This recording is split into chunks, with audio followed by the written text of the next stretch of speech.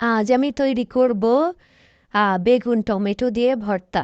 তা প্রথমে বেগুনগুলো ভেজে নিয়েছি পুড়া করে। চাইলে আগুনেও পুড়িয়ে নেওয়া যায়, কিন্তু সেটা আমি পারি না, সেই জন্য এভাবেই ভেজে নিচ্ছি। আম, বেশ ভালো করেই ভাজতে হবে অনেকটা সময় ধরে। এরপর আমি টমেটোগুলো ভেজে নেব। মাঝখান থেকে ফালি করে কেটে নিয়েছি যাতে তাড়াতাড়ি সেদ্ধ হয়ে যায়। টমেটো সেদ্ধ হতে বেশি সময় লাগে না, তারপর আমি একটু ঢেকে দিয়ে দিচ্ছি যাতে আরও তাড়াতাড়ি সেদ্ধ হয়ে যায়। আমি উল্টে পাল্টে দিব এখন।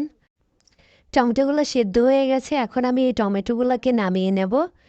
এরপর কাঁচামরিচ, শুকনো মরিচ আর কয়েক কোয়া রসুন আমি ভেজে নেব, আর রসুনগুলোকে সেদ্ধ হওয়া পর্যন্ত অপেক্ষা করব। কাঁচামরিচ শুকনো মরিচগুলোকে ভালোভাবে নেড়ে দিচ্ছি যাতে ভালোভাবে ভাজা হয়ে যায়। এরপর এগুলোকে নামিয়ে বেগুনের খোসাটাকে আমি ছাড়িয়ে নিচ্ছি, যেগুলো একটু বেশি পুড়ে গিয়েছে। তো এখন ভর্তা বানানোর পালা। লবণ দিয়ে আমি মরিচগুলোকে ভালোভাবে ডলে নিচ্ছি। এরপরে রসুন আর কাঁচামরিচ দিয়ে ডলে নিব। এখন এতে পেঁয়াজ দেবো। পেঁয়াজটা যত বেশি হবে এই ভর্তাটা তত বেশি মজা লাগে। ধনিয়া পাতা দিয়ে মেখে নিয়ে সরিষার তেল দিলাম। এখন টমেটোগুলো দিয়ে দিচ্ছি। এরপরে বেগুনগুলো দিয়ে মেখে নেব। এখন আমি এগুলাকে সব ভালোভাবে মাখিয়ে নেব। আর তারপরে অন্য একটা বাটিতে তুলে নেব।